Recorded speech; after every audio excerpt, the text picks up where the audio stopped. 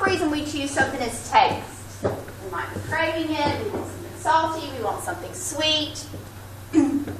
That's usually the biggest influencer for why we choose something to eat. Another big one is habit. Okay, what do they mean by habit? Who can give me an example? And now these PowerPoints are on Blackboard, so you don't have to write everything down. Okay. Habit. And like watching TV and eating pages? Kinda. Something you're accustomed to. Okay. So give me an example in relation to food or your meals. You eat the same food every day. Yes, very good. Like you're one of those people that eats the same thing for breakfast every day. Don't even really think about it. You have a bowl of cereal every day for breakfast. Okay, it's habit. Another way we could look at habit is we have been ingrained with the certain meal times and that we need to eat 3 meals a day. So around 12 o'clock, whether we are hungry or not, we will probably look for something to eat. Okay? Because it's lunch, it's around noon, it's habit that we're supposed to eat around then, right? Okay? Ethnic heritage or tradition, that pretty much explains itself. Customs. Social interactions. Okay, what about if you go out with friends to eat? This can have 2 different effects. Let's say you go out with friends to eat and you're talking so much, you barely eat and you get home and you realize you're still hungry. Okay? Or you're talking so much you aren't paying attention to how much you're eating or drinking. Okay? So social interactions can impact that. Also, things like going to a birthday party, going to any kind of party. That's it usually has a different assortment of foods than you might normally eat. Special occasion foods, cakes, ice creams, that kind of thing, beer, pizza. So that's going to influence what you eat. And we usually eat it because it would be rude to show up and not eat, right? At least here in the South. Okay? Okay, this is a big one. Availability, convenience, and economy. And let's break that down. One of these, or actually 2 of these, y'all gave as examples. Availability.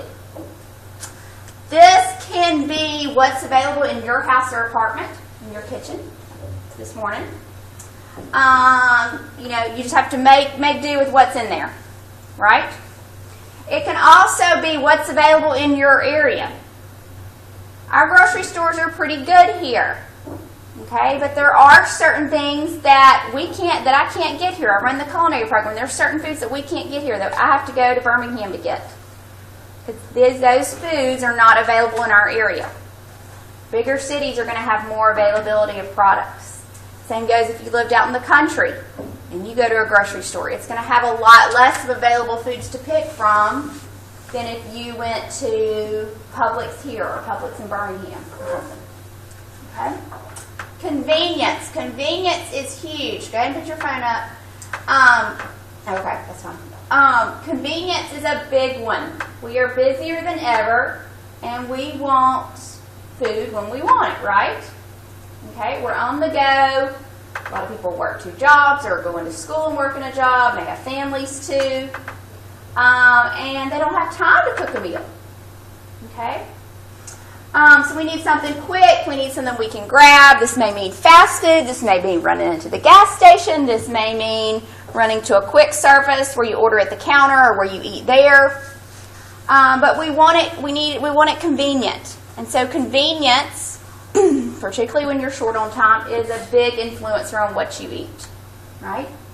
Okay, economy and money. What's happening with food prices? Or has been happening with food prices? Yes, they're increasing. Okay? So money is a big impactor on what you choose. Okay? Organic foods are a lot more expensive than conventional counterparts. Okay?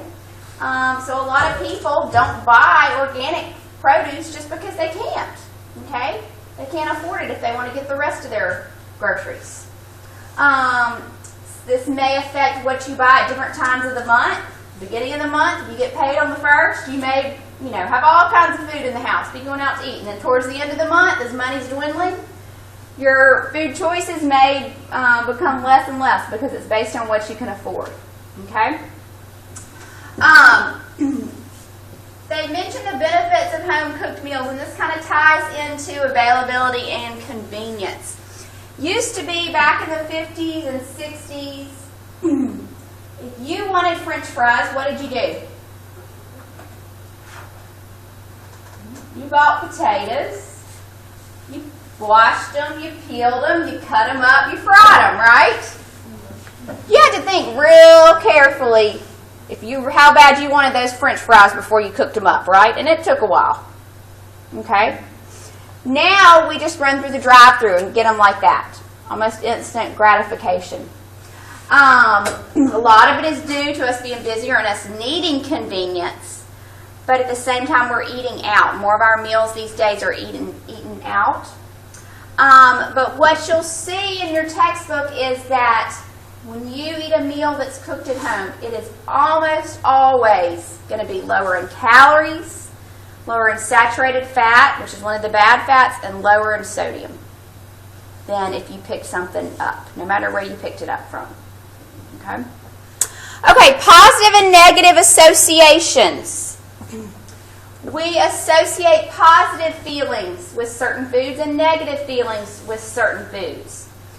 Your grandmother always made this special dessert and she only made it on holidays, and you have a very positive relationship with this food, or a very positive outlook. Okay? How many of y'all have had, let's talk about negative associations, how many of y'all have had food poisoning? Yeah. Okay, what did you get sick on? Pepitos, Mexican. Okay, Pepitos, Mexican. Can you eat at Pepitos anymore? Can you eat Mexican anymore? Yes. You can't eat Mexican. Okay. You have a very negative association now with Pepitos food, right? Okay. Because you had negative experiences, and so now you have a negative association. You'll see this a lot when magazines and websites will put, we'll say, miracle foods. One of them a couple of years ago was acai berry and pomegranate juice and that kind of thing. They've called it a miracle food, so automatically mainstream public has a positive association. No food is a miracle food. Okay? No food is a miracle food.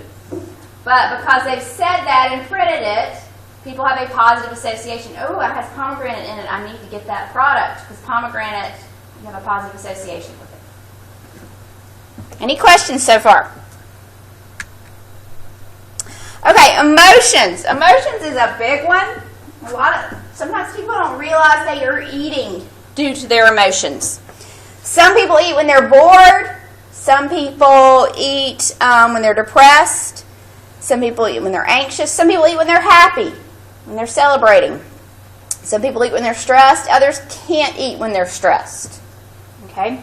But coming to terms or realizing that you are eating due to an emotion is really key, particularly if there's someone with weight issues. A lot of times what is keeping them from ever fully losing the weight or keeping the weight off is some kind of emotional issues that they have related to food. And they may not even realize they're doing it. Okay? Sure, it feels good after a bad day, a long bad day, to go lay on the sofa and eat a carton of ice cream. Or pick up a Big Mac and fries and lay on the sofa and watch TV, right? Does that really fix your problems, though? It's just a temporary comfort. So try to start trying to pay attention a little, because everybody does it from time to time. But be aware of when you're doing it. Doesn't mean you have to stop doing it, but just become more aware. That's the key. Okay, values. These may be religious values or beliefs, political views, environmental concerns. They may influence what you do or do not eat. Body weight and image. This influences what you choose if you're trying to lose weight or if you have an eating disorder or you have a skewed perception of what your body weight is, that can influence what you eat. And lastly, the real reason why we should be eating is for nutrition and for the health benefits. But unfortunately, this is one of the last reasons that we choose foods, right? Okay. A lot of times people don't start choosing foods for the nutrition and health benefits until what happens? They get overweight. Okay, they get overweight. Also heard it's too late. Think about what might happen. They get diabetes. Yes. Until something happens to them or to one of their close family members. Until they get diagnosed with diabetes, or they get diagnosed with high blood pressure, or their husband has a heart attack. Okay? Then it's kind of like, oh my gosh, we got to wake up and we got to start eating healthier, right? There are still people who, even once they get diagnosed with diabetes or high blood pressure, or after they have a heart attack or 2 heart attacks, they still don't change the way they eat. And that's also because of emotion. Yeah, very true. Yeah. Yeah, that food is probably providing them something they don't want to change. Okay, there's 2 terms in your books, functional foods. These are foods that have a beneficial effect on your health. And this may be like fruits and vegetables, but it also may be products that have nutrients added to them. But the ultimate end result is that it has a positive effect on your health. Phytochemicals is another term that you'll see. These are compounds. They're not nutrients, but they are compounds that you find usually in your plant foods, your fruits and vegetables. And they have shown to have some kind of biological activity. A lot of them can suppress certain diseases. Some of them have been shown to possibly prevent or halt the progression of cancer. And at the end of one of the chapters in the book, it actually goes into depth with phytochemicals. But if you've heard of things like lycopene, I'm going blank on some of them. Lycopene is a phytochemical, and it's found in tomatoes. Does anybody know what lycopene was linked with for research several years ago? With being able to prevent or halt the progression of prostate cancer. Okay, so it's a compound. It's not a nutrient, but it's a compound found in tomatoes. So there's a lot of research looking at the effect that different phytochemicals can have. Okay, so let's talk about the nutrients. There are 6 classes of nutrients. Water, minerals, vitamins, carbohydrates, proteins, and lipids.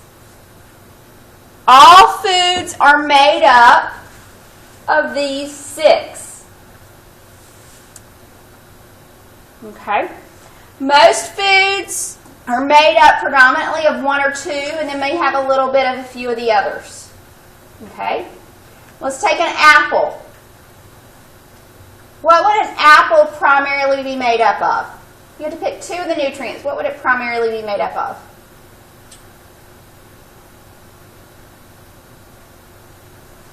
Water and vitamins. Anybody else? Vitamins and minerals. Anybody else? No one said the right answer. Yeah. Vitamins and proteins. Lipids and carbohydrates. Huh? Lipids and carbohydrates. Okay, an apple would primarily be made up of carbohydrates and water. Apples have very little protein and very little lipids or fats. Lipids is just a fancy name for fats. Okay? It has a lot of water. That's why when you take a bite, you have the juice and it's crisp. Okay? It has some minerals. An example of a mineral that it has a good bit of is potassium. And it has some vitamins. Some of your B vitamins, a little bit of vitamin C. Okay? Now, let's take a chicken breast. What would a chicken breast be primarily made up of? Let's say the chicken breast has the skin on it. How's the skill? Mm-hmm. Like fried or? Just has the skin on it, just raw. What two nutrients would it primarily be made up of? Proteins and lipids. Yes. Because it has the skin on it, that's where the fat is. That's where the lipids are, most of the lipids.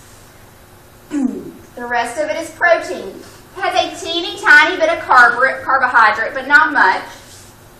Has a little bit of water, but nothing compared to like the apple that's juicy and crisp when you bite into it, right? It has some minerals and vitamins, but it has a different assortment of minerals and vitamins compared to what the apple gave you. Okay? Minerals, it has iron. Vitamins, it has more B6, B12. Okay, so it has a different assortment. So all foods in their natural state are made up of different assortment of these 6 nutrients. No others. Okay? Now, when you start getting into processing, where you take, you take the apple, and a manufacturer takes it and peels it and adds some coloring to it and some cinnamon and some sugar to it and packages it into applesauce. Okay? That's referred to as processing. Or you take the wheat grain and you strip the outer parts to it and you add it with some yeast and a little bit of honey and flour and that kind of thing, and you make bread. That's processing. So anytime a food is taken from its natural state, which means taking it from the way it was grown or the way it was harvested or raised, and something's done to it, like you make applesauce from apples, or you make bread from wheat, that's referred to as processing. When you process a food, a lot of times they add other man-made chemicals into it. Okay, so you're going to have a lot of junk added in. So these 6 nutrients, we're talking about food in its natural state. When you harvest it, slaughter it, pick it, whatever. Okay? Everybody clear? Okay. I want to point one thing out. The term organic up here does not mean organic like you see in the grocery. It does not mean free from pesticides, free from hormones. Anybody know what organic means? What they're referring to? Anybody read?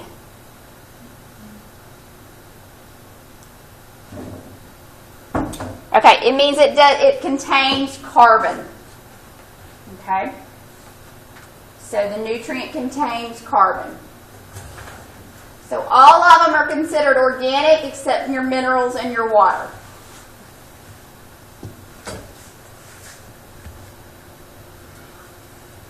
Okay, if you look at the composition of the body, about 50 to 60% is made up of water.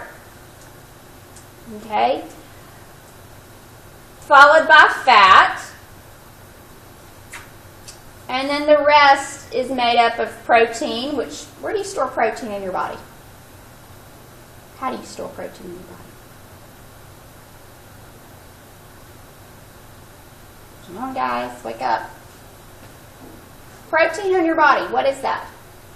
Muscle. Yeah. So followed by fat, you have muscle, and then your carbohydrates and vitamins and minerals take up the rest. Okay, let's talk about a few terms. We've talked about organic. Inorganic just means it doesn't contain carbon. Let's jump over. We'll come back to energy yielding in a second. Let's jump over to macronutrient and micronutrient. You might know what macro and micro refer to. Anybody taking macroeconomics or microeconomics? A general subject or Specific? Mm-hmm. Macro are those nutrients that you need in large amounts. Okay, so we're talking grams. Those will be your carbohydrates, your fats, and your proteins. You need them in large amounts. Your micronutrients are just as important, but you need them in small amounts. And when I refer to small amounts, I'm talking about micrograms or milligrams. So that would be your vitamins and your minerals.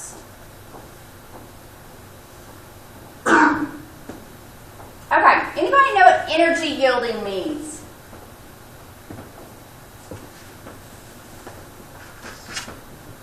Okay, from this point forward, if you see the word energy in your textbook, I want you to automatically think calories or calories. Calories are not bad. Calories are simply a measure of how much energy that food can give to your body. Okay? Only 3 of the 6 nutrients have calories. Which ones are those? Carbs, fats, proteins. Carbs, lipids, and proteins. Only 3 give your body energy. Which are those? This is a trick question. What did I say energy means? Calories. So only 3 give your body calories. Only 3 give your body energies. Carbs, lipids, and proteins. Okay? Now, somebody might say, but wait, what about vitamins? Vitamins give you energy. No, they do not. Because they don't have calories. Minerals don't give you energy because they don't have calories. Water doesn't give you energy because it doesn't have calories. Now, you have to have vitamins and minerals and energy to help release the energy from the carbs and proteins and lipids. We'll talk about that in chapter 7. But they do not directly give you energy. Okay? So let's talk about the energy in your carbs, lipids, and proteins.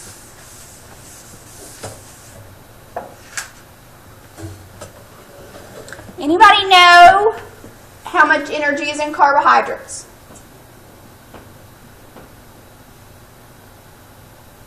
Fats, proteins, Like Okay. percentage? calories. Oh, Remember, y'all, if you hear energy, because I could tell a lot of people knew that when I said calories. If you hear energy, automatically think calories. Okay? So how many calories do carbohydrates have per gram? 4. So carbs have 4 calories per gram. What about protein? 2. Nope. Not 3. 4. Protein has 4 calories per gram. And what about lipids? 9. Very good. Okay, does anybody have a wrapper, a candy wrapper, a chip wrapper, some kind of snack wrapper? Okay, awesome. Can you read to me real quick? I want to know for one serving how many grams of carbohydrate it has, how many grams of fat it has, and how many grams of protein it has. Total fat, 4 grams. Total carbohydrates, 25 grams. Hold on. Carb was 25, fat was 4. Okay. Protein, 3 grams. Protein is 3 grams. Okay. Don't tell us the calories. How would you, if you knew this, you have 4 grams of fat, 25 grams of carbohydrate, and 3 grams of protein. Who can figure out the total calories in that? Anybody can do that. Well, do it. Tell it to me. What do you do? Just start off with 48. Okay, go ahead. Tell me step by step. Huh? 148. Let's see. Okay, so you've got 4 grams of fat. So you've got 4 grams, and how many calories do you have per gram? 9 calories per gram. So that gives you 36 calories. So that means 36 calories are calories directly from fat. Okay? Your carbohydrate, you have 25 grams. And carbohydrate has 4 calories per gram. So that's 100 calories that are coming from carbohydrate, right? And protein, you've got 3 grams, and it has 4 calories per gram. So that's 12 calories that are coming from protein. So you add it up, and it's 148 calories. They round a little on food labels, so I'm betting it either says 140 calories or 150. 140? Okay. So that's how you figure up the calories in food. Okay? Now, what if I said what percentage of this food is from fat?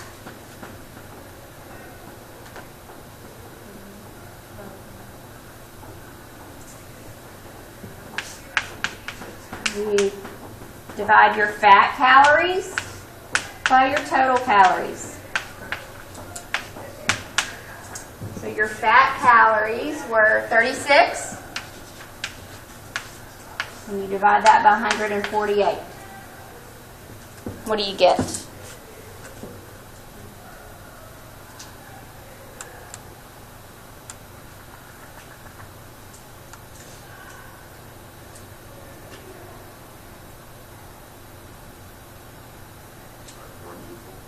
How much? 0.24? Sounds good to me. 0.24 or 24%. So 24% of this food is fat. Okay? Do y'all kind of see where the stuff on the labels is coming from or where they get this? Okay. There is one more substance that we take in, or some people take in, that has calories or gives your body energy, but we can't call it a nutrient. A nutrient is something your body needs to keep it healthy or to grow.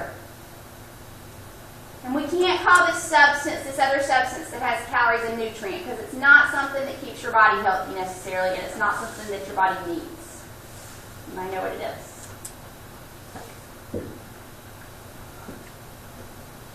I'm betting some of y'all had it last night. Alcohol. Okay, alcohol. Anybody know how many calories it has? 7 or 8, I think. 7 calories per gram.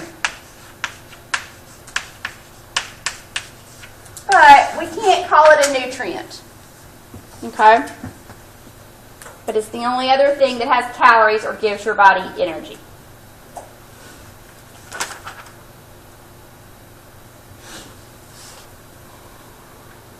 Okay, so back to this chart, energy yielding. Sounds like a big, confusing word. But what are we supposed to substitute for energy or think of? Calorie. So calorie yielding. That means it gives you calories. All it's saying is which of the 6 give you calories. Carbs, protein, and lipids. Okay? Everybody good so far? Okay.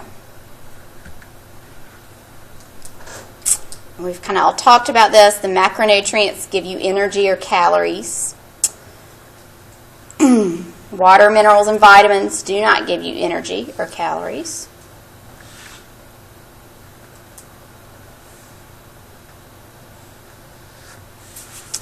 Okay, let's talk about the concept of energy density. So go on down to the bottom of the slide because we've kind of talked about the stuff at the top.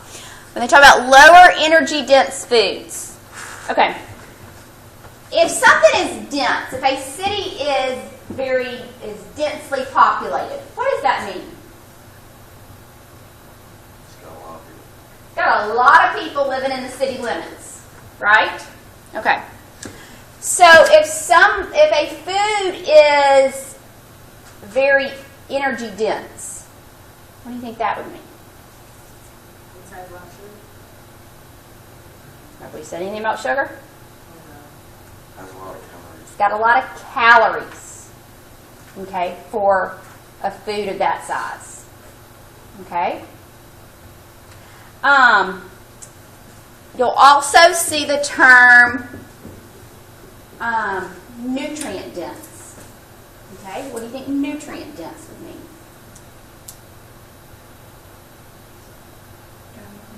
is this? Got a lot of nutrients relative to the size of that food or the number of calories. Okay? For weight loss, what is recommended is you choose lower energy dense foods, or foods that are not energy dense, meaning lower calorie foods. It's also recommended that you choose nutrient dense foods. So your lower calorie foods that are packed full of nutrients. Does that make sense?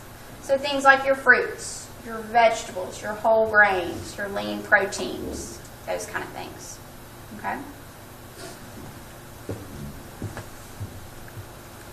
Okay, one thing that I want to go back to real quick, and they don't really address this, but I found that students don't really have a clear understanding of where carbohydrate, fat, and protein come from, or what foods are good sources. And by good sources, I don't mean that they're necessarily healthy. They may be healthy or they may be unhealthy. I mean, what foods provide you a lot of carbohydrate? You may want to think about this in terms of the food groups. What food groups, if you ate a serving from that food group, what food groups are going to give you a lot of carbohydrate? Okay, so your grains. Your grains are going to include things like pasta, bread, cereal, oatmeal, grits, tortillas, pizza crust. What else? Rice, those kind of things, okay? So, grains, what other food groups provide you carbohydrates?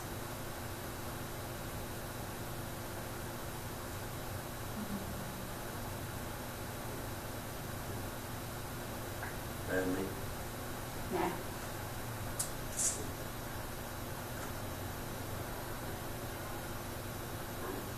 Fruit, very good. Your fruit group. Okay?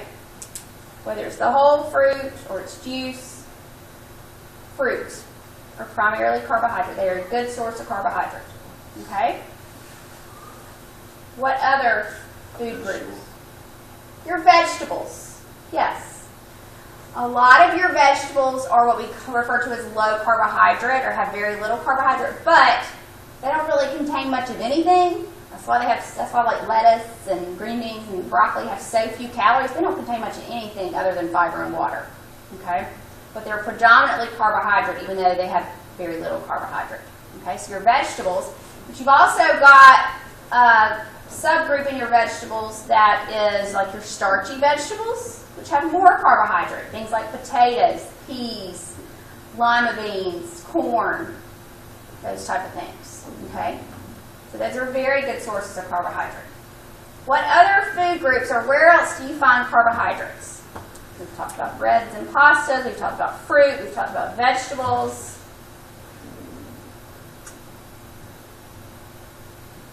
Where else? And there's some carbs in alcohol. Like beer. Okay, but we're not talking about nutrients though. But yes, carbohydrates are in alcohol. Yeah. Yeah, alcohol. Where else?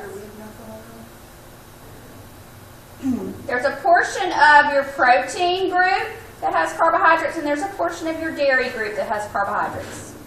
What is in your dairy group, your milk and dairy group that has carbohydrate? Like cheeses and butters and stuff like that? Like your yogurt and your milk. If you look at milk, milk is about half protein, half carbohydrate. Okay? And then your yogurts are going to have some carbohydrate. What about your protein group? What proteins have carbohydrate?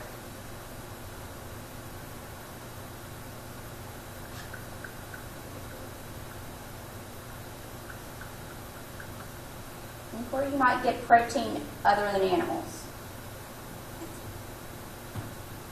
Like nuts and stuff?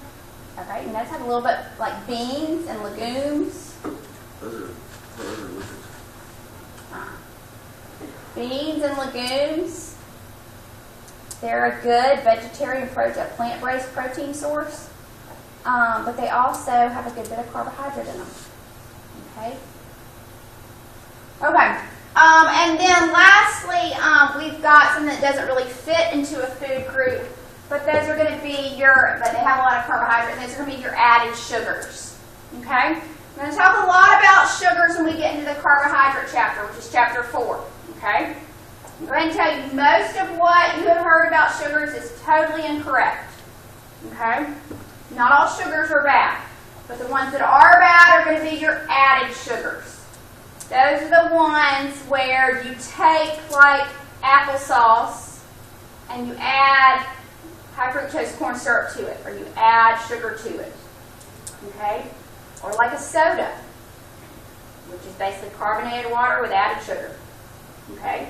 Those are the bad ones, and those are the ones that Americans are way over consuming. Okay? You'll also, you'll hear those added sugar foods, or foods that have a lot of added sugars, referred to sometimes as empty calorie foods. Okay? Meaning all they really give you are calories. They don't give you any nutrients really, or any good nutrients. Okay? They're just giving you calories. And most people don't need just extra calories, right? Okay. Okay, let's talk about fat. What foods, this one should be easier. What foods do you find fats? Huh? Protein. Yes, very good. Protein. What kind of protein foods? Particularly. Okay, a lot of your meats. Primarily your protein foods that come from animals. Okay? Now, the amount of fat in like beef or pork or chicken varies by the cut, whether it has the skin on it or not, how much has been trimmed off. But like you get a big old steak and it's got the white in it, makes it all juicy. Okay, that's marbling, that's fat. Okay? So there's a lot of fat in there can be a lot of fat in your proteins that come from animals, like beef, chicken, some fish, pork, those types of things. But you can also get some of them very lean. Okay? Where else do we get fat from in our diet? Dairy. Dairy. Yes. Dairy is another one that can vary. Okay? Let's take milk. You got skim milk, 1%, 2%, whole milk. What's the healthiest?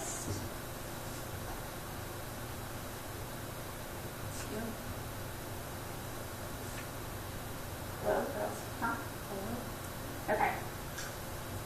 The only difference, and you're correct, the only difference between skim, 1%, 2%, and whole milk, they all have the same carbohydrate, the same amount of protein, the same amount of calcium, the same amount of vitamin D, the same amount of riboflavin.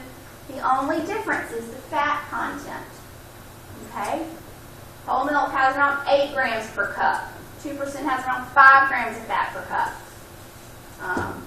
1% has about 2.5 grams per cup. And skim or fat-free is going to have 0 to 1 gram. Okay? So it's that extra fat as you go up to whole that adds the extra calories. Okay? So it's going to vary depending on what kind of milk you get. Same goes for yogurt, how much fat's in it. Your dairy cheese. Cheese has a lot of fat. I love cheese, but it's got a good bit of fat.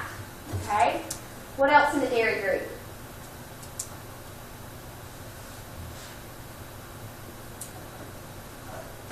What else? Where else do you get ice cream? Yeah. Butter. Okay. Butter. Where else do we get fat in our diet? You know what you put on your food at lunch or dinner? Dressings. Yeah, salad dressings. What else? Okay. Salad dressings. Mayonnaise. Yeah, a lot of your condiments. Yeah. What else?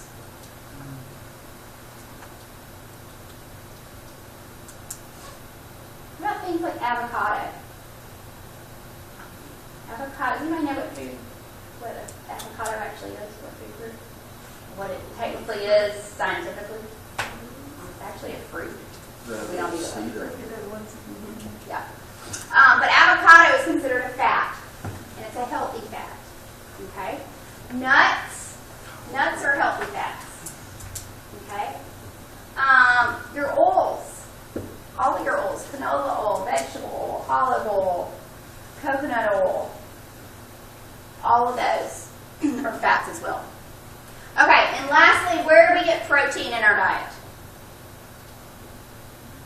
Obviously, your meat.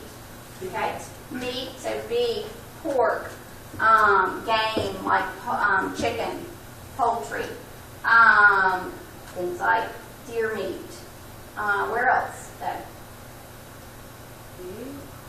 Eggs, very good. Where else? So we've got meat and poultry. We've got eggs. What, protein? Yeah. Milk or dairy? Milk. So your dairy, cheese, Peanut butter? peanut butter, your nuts and your seeds. Yeah. Okay. Where else? What do vegetarians eat, y'all? Other than nuts. Beans. Yes, beans and legumes. Soy, products like tofu, like the meatless burgers, those kind of things. There's a big category.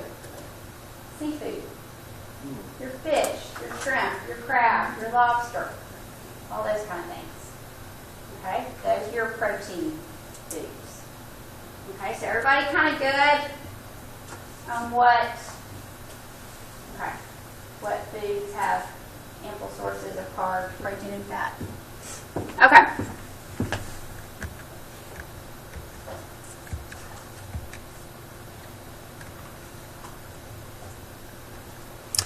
Okay, so your macronutrients, which are your carbs, proteins, and lipids, are the only ones that give you energy. Your body, once you eat those carbs, lipids, and proteins, during the digestion process, the goal is to break down those foods into simpler compounds that can ultimately be absorbed in your bloodstream, and be broken apart. And when those atoms are broken apart, that's when the energy is released. Okay? Some of your macronutrients, and particularly protein, your body does not like to use protein for energy because your body needs those proteins that you eat to use as building materials for new proteins in your body. Okay? So your body really prefers to use carbohydrates and fats to give you energy so that it can save the proteins that you eat to break down and use to build new proteins in the body and to repair tissues and repair cells and that kind of thing.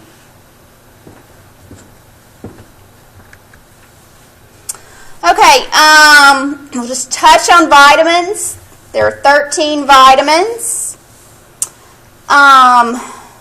Almost every different chemical reaction that happens in the body, and you'll see this again in chapter 7, requires the help of a vitamin.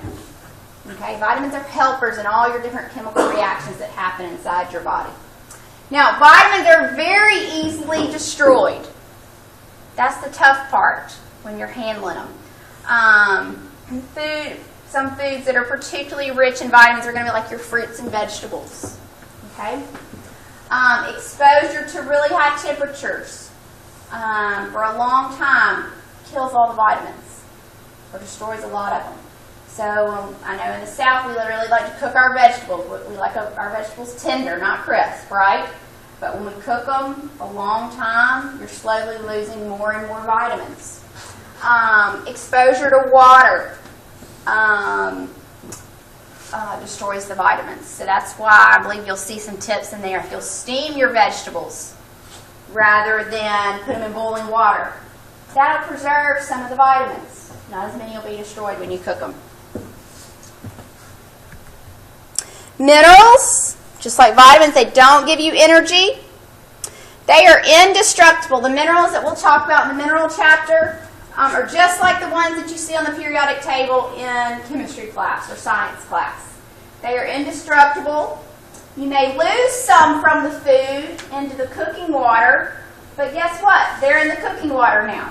So you take that cooking water and maybe add it to soup or whatever if you've been cooking vegetables with it. So you still have those minerals. The other thing is the amount of minerals that a food has in it. A lot of times has to do with the area that it was grown in. Different soil and water has different amounts of minerals in it. Okay? So if you've got carrots and they were grown in an area where the soil is known to be really rich in potassium, and guess what? Those carrots are going to have a higher level of potassium. Okay? And then water.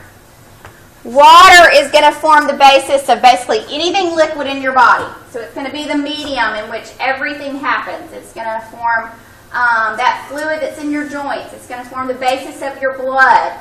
It's going to be form the basis of the liquid inside your cells, outside your cells. You've got to have water.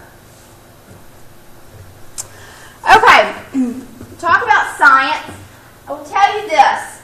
The nutrition information, or just anything related to nutrition that you see these days in the media, on the web, in books, the majority is not necessarily accurate. Okay, there is more information out there that is not necessarily false, but not really being conveyed accurately. Okay? Everything I'm going to present to you in this class is not from just one research showing this finding. You don't do one research study that's like, hey, it looks like this vitamin helps you lose weight. And then you go tell the world that this vitamin helps you lose weight. That's not how the study of nutrition or any science is developed. They do research study. If they get this finding, it's got to show it over and over and over again. Okay, so everything I'm going to present to you is stuff or is factual information that has been proven through research. And unfortunately, a lot of what you hear on the radio, in books, on the web, may just be someone's opinion. Okay, not research-based, not science-based, or it may be the result of one study. Okay, doesn't mean there's any, that there's definitely a cause and effect relationship. Okay. So everything I'm going to present to you is through years and years and years of research and growth, and they're considered facts in what we know. The book reviews the scientific method. Did all of y'all cover that in high school? Okay. Make sure you read over it. But I'm going to skip that part just because we've got other things to talk about. But make sure you know those terms and you read through that section.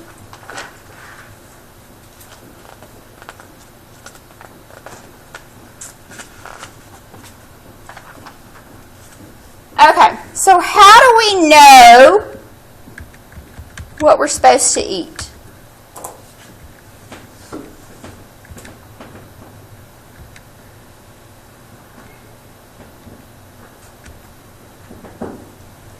How do we know what we're supposed to eat, or how much we're supposed to eat? How many calories we're supposed to have?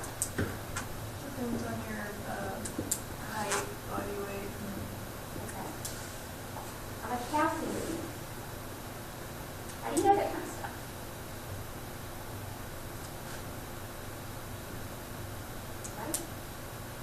Right? Okay. Once again, through research, they have been able to set some standards, some reference intakes. Okay? These reference intakes, based on research, are referred to as a group as dietary reference intakes. You'll see them abbreviated DRIs. Okay? They are based on research in the United States as well as Canada. And they're pretty healthy. They do apply, I will say, to healthy people. So if you are very ill or are in some kind of disease state, then you may need more of certain things or less. So these DRIs apply to healthy people. Okay? So there are 4 different types of DRIs.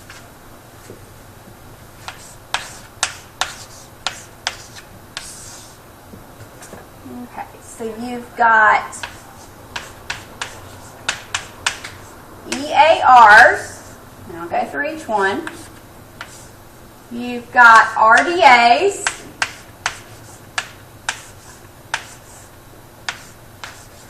You've got AIs. And you've got ULs. Okay? Let's start, or which of these, has anybody heard of any of these? If you've heard of any, you've probably heard of RDA. Okay, we'll like to throw that around on cereal boxes. Okay, let's talk about what each of these means. EAR, and there's a slide with all this on it. I'm not moving forward yet because it makes it seem a lot more confusing than it is. So I'm going to explain it. Okay, EAR stands for Estimated Average Requirement. What does average mean? You get the average of something.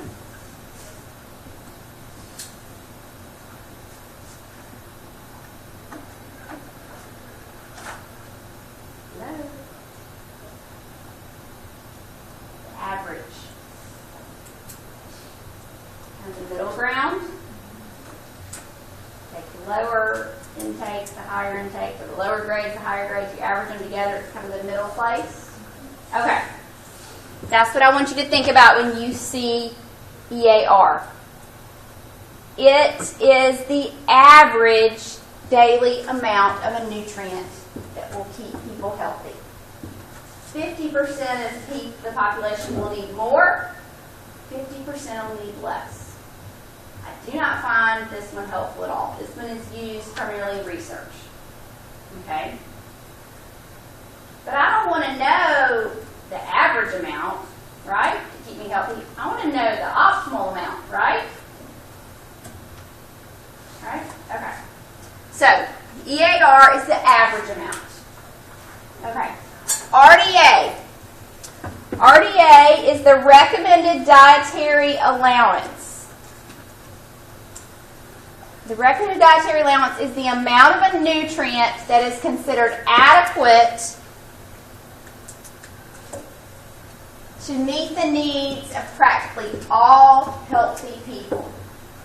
It's designed to that amount. You look up the RDA for potassium or the RDA for iron. It is the amount that will keep 97 to 98% of the population healthy. That's the amount I want to know, right? Okay. So this one is used often, the RDA is. So if you want to know how much calcium to take in, if you want to know how much iron, how much fluoride, how much potassium, how much any of your nutrients, that's what you want to look up, because that's what you want to aim for every day, because it's going to keep almost everybody healthy. Okay? Now, sometimes they just don't know enough about a nutrient to set an RDA. Okay? They just don't have enough research, they don't have enough findings, the findings are inconclusive, so they don't feel comfortable setting an RDA. Okay? For those nutrients that don't have an RDA, they set an AI instead. AI stands for adequate intake. And it's basically saying, you know, we don't have enough conclusive research to set an RDA, but here's the amount that we think is adequate to keep you healthy. Okay? Okay, and the last one is the most different of all of them. Stands for tolerable upper intake limit. This is the max amount of a nutrient, of B6 or B12 or iron or whatever it is, calcium, vitamin C. The max amount of a particular nutrient that you can take in without having adverse or bad side effects. You can get too much of some of the nutrients, a lot of the nutrients. And if you get too much of them, they can cause really bad side effects. Yes. Is that why when some people take like the one a day multivitamins or whatever, like they throw up and get really, really sick from them? I've never heard of someone getting sick from taking one multivitamin unless they're taking more than one multivitamin. But yes, if you're this is you particularly see this with people who take like supplements. You don't see this with people. Let's say you're craving oranges and you eat 3 bags of oranges. You're worried, oranges have a lot of vitamin C. You're worried about, you went above UL for vitamin C. You ate a lot of vitamin C, but it's not going to be harmful. Where you're going to see bad side effects going above the UL usually is if you're taking supplements. If your trainer told you to take some B6 and B12 supplements, or you think you're anemic and so you start taking some iron pills, that type of thing. So I tell anybody if they want to take supplements, don't trust the bottle, don't trust their friend, don't trust the trainer.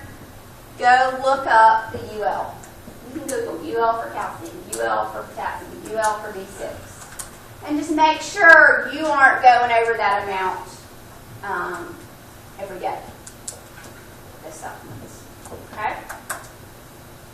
Okay.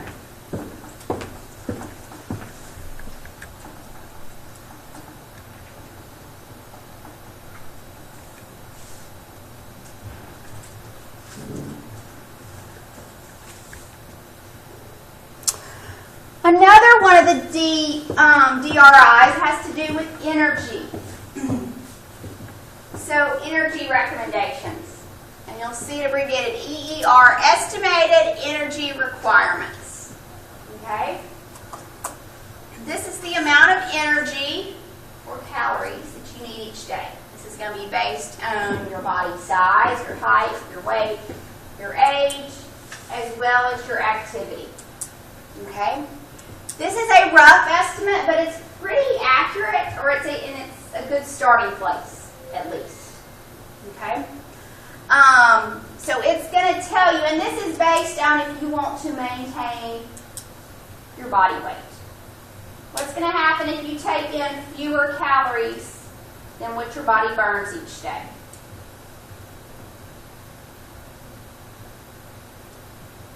What happens if you take in exactly how many calories as your body burns each day? What's going to happen? Your weight's going to stay the same. What if you take in fewer calories than what you burn? Everybody sure? You're going to lose weight. You take in fewer calories from food than what you burn. You're right. Yeah. Okay, you're burning more calories than what you're eating. Your body's got to get that energy from somewhere that you're not getting from food, so what does it do? Where does it get that energy? It breaks down your fat stores. So that's how you lose weight. Okay? What if you take in more calories than what you're burning? You gain weight. Okay? So your estimated energy requirements are set up to meet your needs. Meaning, it's going to be about, the calories it's going to calculate is going to be about how much you need to take in from food, and will be about equivalent to how much you're burning, okay, for physical activity each day. It's fairly accurate, but this is a starting place, and then if you want to lose weight, then you adjust from there. And we'll talk about more about that in the weight loss chapter. If you want to gain weight, then you adjust from there. But this gives you a starting place. Okay?